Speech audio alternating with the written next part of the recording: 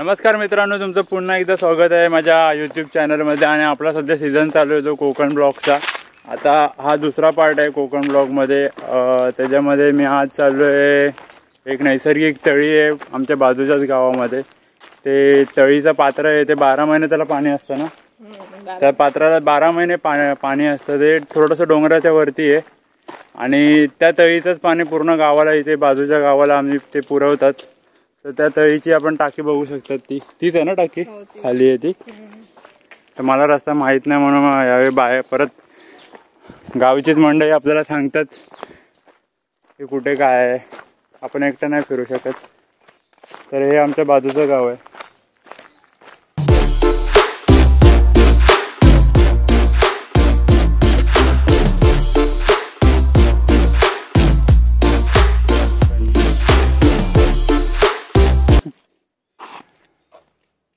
ही line आहे ना, वरतून येते ती, ही लाईन आहे तळीची येते, वरतून येते ती पाण्याची लाईन।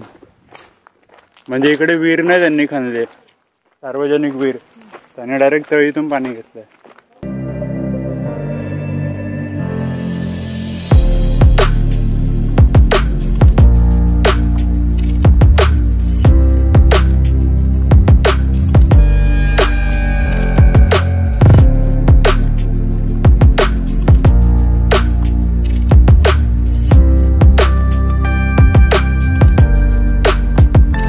ते वाघ बिघ आहेत काय? नाही येत वाघ। काय बोलतो? असतील तर काय माहित नाही।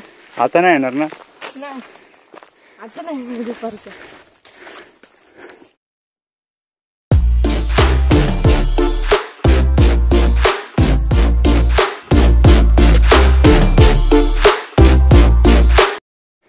आणि आपल्या वाडीचं नाव काय? पारबटलेवाडी।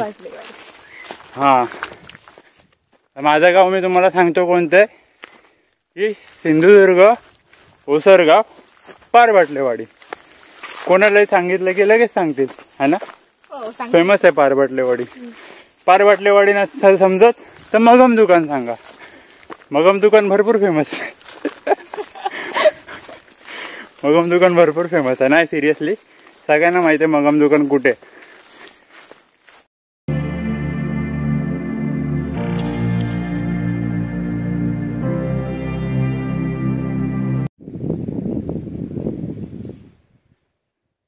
काजूचं झाड, आंब्याचं झाड, परत काजूचं झाड, परत आंब्याचं झाड, परत काजूचं झाड, काजूचं झाड, लोकांच्या लावलेले आहेत।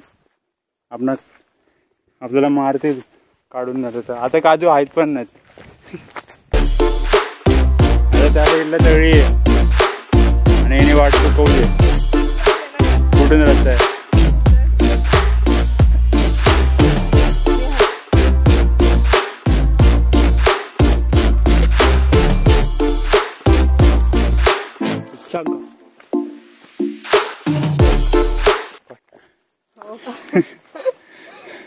झाड बघूनच फाटायला लागले।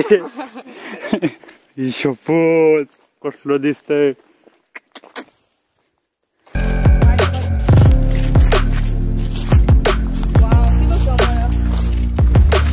हे काय आहे? हे वाळ आहे। हा, हे बघ ती। तर मित्रांनो, ही आहे ती तळी आपल्याला जिकडे यायचं होतं ते। आता आम्ही वरतून बघितली होती, आता आम्ही खाली बघतोय।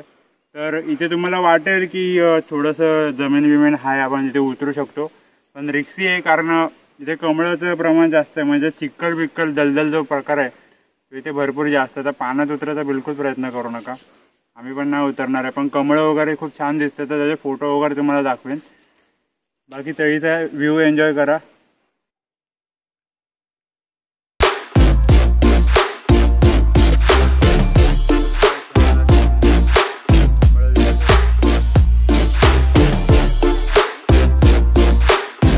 किती मोठी तळी आहे बघा तिथे। आता सिमेंटचं बांधकाम केलंय, पण ह्याच्या आधी पूर्ण असा खड्डा होता, मोठा मोठा खड्डा। म्हणजे थोडासा इथे जमीन दिसते, तिथे पहिलं हे वाढवलाय भाग, आणि तिथे मध्ये काय थोडं पाणी आटलं आता, कारण आता उन्हाळ्याचे दिवस पण चालू होतील, त्याच्यामुळे थोडं पाणी आता आटत जाईल। आता पावसाळ्यामध्ये हा जो रस्ता केला इथून पाणी ओव्हरफ्लो झाल्यावर वाहत जातं पुढे आणि ही पाईपलाईन आहे.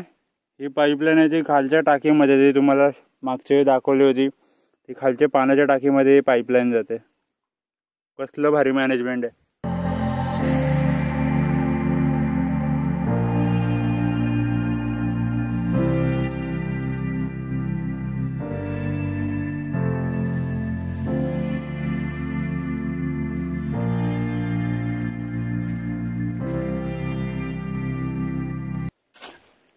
बाड वाघ बी घेतात ना आणि पिऊ होतं पाणी तू घेतात तळीवर. हा हे जंगल आहे ना, इकडे वाघ वगैरे येतात. हो आम्ही आता निघतोय, भरपूर वेळ झाला, फोटो बिटो काढतोय, मस्त वाटतंय झाड.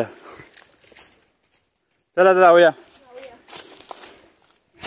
तर मित्रांनो अशा प्रकारे अर्धा एक तासाचा आमचा जो ॲडव्हेंचर होता तो आता आम्ही समाप्त करत आहोत आणि आम्ही आता घरी जातोय, कारण जेवणाची वेळ झाली आहे आणि भूक पण लागली आहे ना.